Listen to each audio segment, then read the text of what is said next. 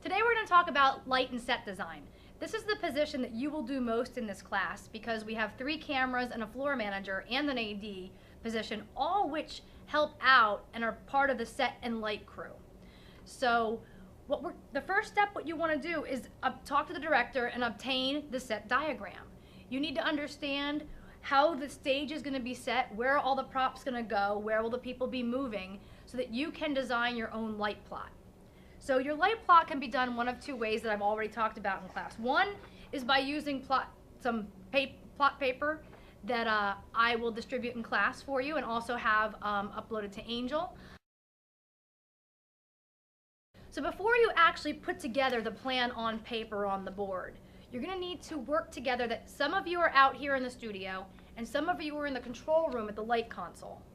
On the light console, what you're going to want to do is bring up each channel and have someone look out here in the studio what light is coming up.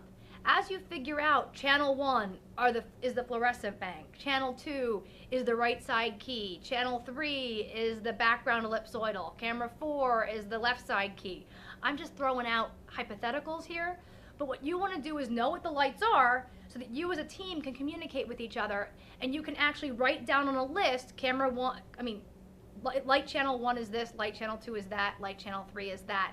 And then what you'll do is you will label that on the light console so you know what lights are where. Once you know what lights are where, then you start plotting it onto the whiteboard. So some of the considerations when you plot your lights onto the diagram would be, first, intensity. Okay, so intensity is how bright or how dull your light looks. So some of the things to consider is, again, this concept of mic to source ratio from the audio workshop is kind of like subject to source ratio. So how far away should the lights be on the grid above me? How far back should they be so that I get enough light but not have it too intense or washed out? That's what I want to think about. So first you think about the placement of the light on the grid. Most of the time you're not going to move it on the grid. But what you might do is to bring down the intensity without having to move it, is to use the fader on the light console or to use diffusion paper. Those 2 things will cut down intensity without you having to physically move the light back on the grid. The next consideration is angle, okay, the angles of lights.